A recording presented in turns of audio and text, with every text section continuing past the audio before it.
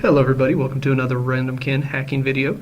Today we're going to go over an application called Cr3d0v3r, which essentially tests against password reuse, which is very common because we as people tend to be lazy and use the same password and email address for all of our accounts across the internet.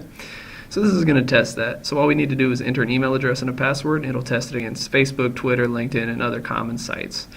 So let's get started to see what that looks like. So the first account we're going to test this against is my personal account.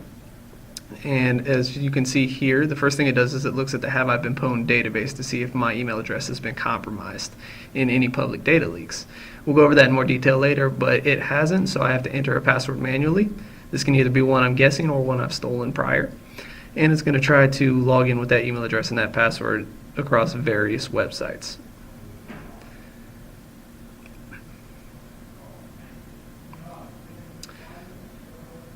So all of those were unsuccessful, but let's see what it actually looks like when an email address that we enter was compromised in a public leak and is on Have I Been Pwned.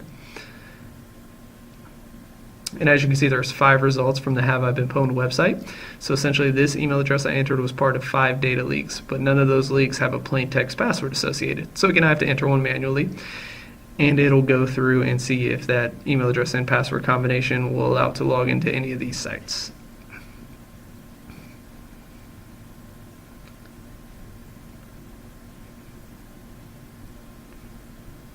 And unfortunately another failure, but I do want to show you guys exactly what it looks like when you do succeed on one of these attempts with Cr3d0v3r.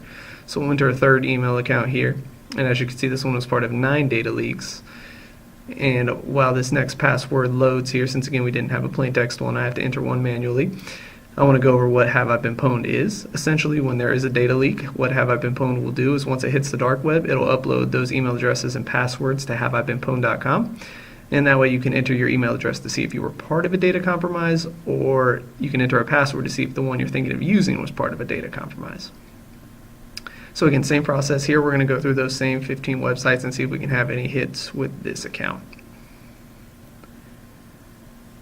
And as you can see, we did get a login success for eBay, so that user account and password I entered were actual working credentials for ebay.com. So with that, I could log into eBay, and if there's a credit card associated, I could steal the credit card information or just go crazy buying things.